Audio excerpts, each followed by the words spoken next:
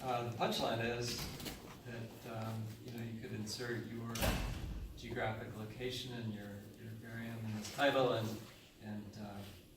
be quite effective with the cloning.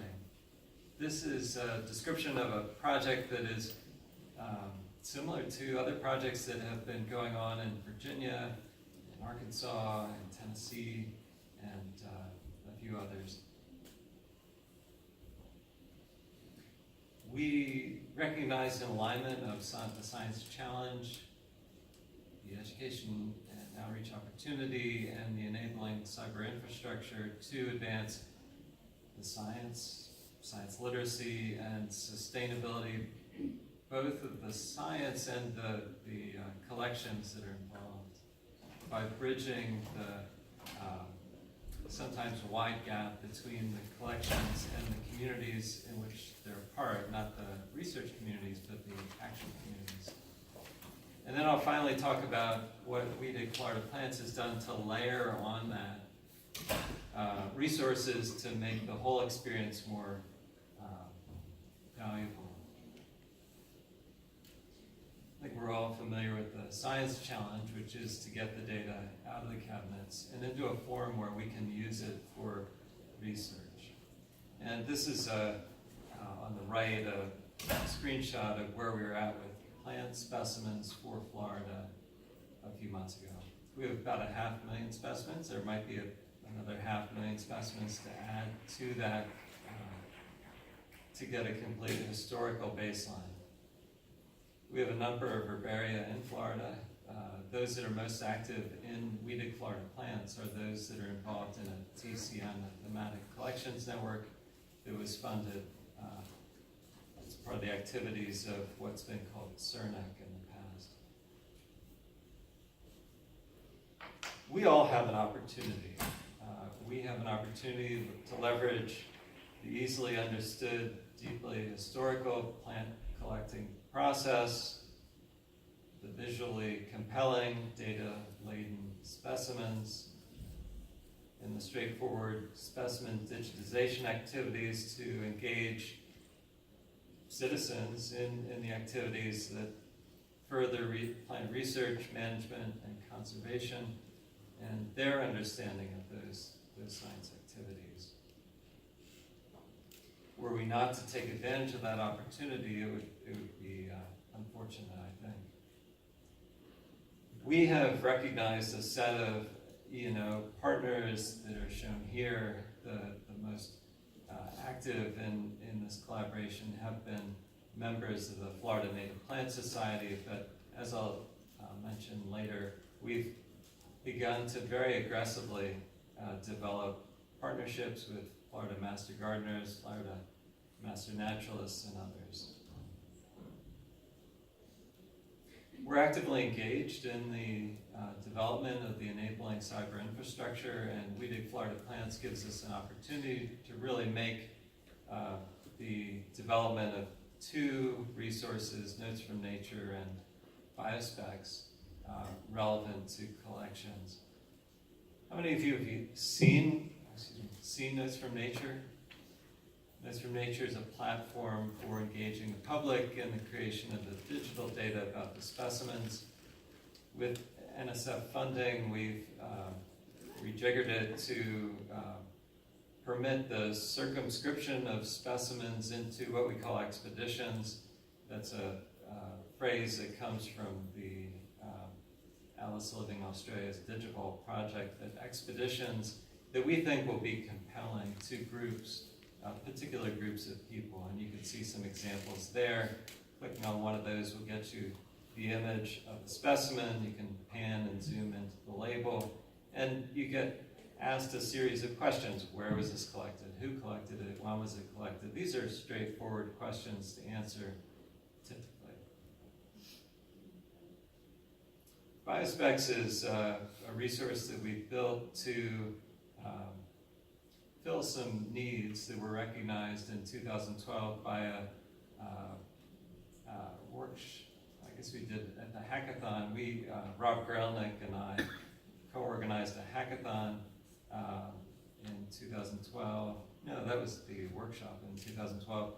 that I co-organized with Betty Dunkel at UF on enabling public participation in digitization, and this is a place for projects like this that really spread across multiple organizations to have a home, but also to provide engaging visualizations like this. This is for WeDigFLPlants, our expeditions progress through time, and the heat map is showing the intensity of specimens that have been digitized from those counties in Florida. You can see we have some gaps. It also allows us to track statistics across expeditions that we're launching from Biospecs into Notes from Nature. We have, as you can see, as of recently, we can say that we have had 896 logged-in transcribers to date, with a median of 7 transcriptions each, which is pretty good. The range is huge, 1 to over 14,000, and 98 transcribers have contributed 50 plus transcriptions. So we're constantly growing those numbers of transcribers as we launch new expeditions that engage new people interested in new groups. So those are the cyber infrastructure partners. The things that we've done to layer on top of all that to make it more meaningful have come out of, we've thought of them as WeDigFLPlants products. We had a 2017 workshop that brought in some of the partners, including Florida Master Naturalists, Master Gardeners, Master Florida Native Plant Society. And we talked about, what would engage their members and how could we align our goals with their E&O goals. And one of the things that they really liked the idea of was incentives. And so I worked with Sean Kennedy, who's a graphic designer, among other things, to create a new logo that we're using. That's a sea oats for the eye in WeDig, a sea oats that is being pixelated on the right. And this explains the dig in the sticker there, digitizing natural history together. We've created opportunities, resources for formal education settings. I've been doing this kind of activity with my field botany class for the last several years. Prior to them going out and doing their own collections, they're seeing a lot of professional labels and thinking more deeply about what makes the data useful or impedes its use for research. We've done some videos with Katie Pearson and I, and others have done videos that have explained the process for K-12 STEM teachers in Florida. This is on crowdsourcing, using the Notes from Nature platform and how to make that align with goals, learning goals that are established within the Florida standards. And we've been thinking about informal education settings. We really are working on time. We're working with the WeDigBio resources largely in this area. WeDigBio is this annual event that happens every October, and it's a 4-day event that brings in members of the community for on-site events at museums and field stations and libraries and other places, but it also is engaging at the same time people who are distributed around the globe and creating a kind of, I like to think of it as a virtual science festival. I think that's something that we're going to really try to expand on in the future, is creating that space, that science festival experience. Some of what WeDigBio is produced, and when I say that, some of this is my stuff for WeDigBio. We did Habitat Bingo, Morphology Bingo, some other games related to the data that the participants are transcribing. So getting them to think more deeply about what they're seeing and the aggregate picture that they're producing.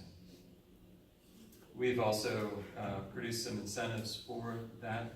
We have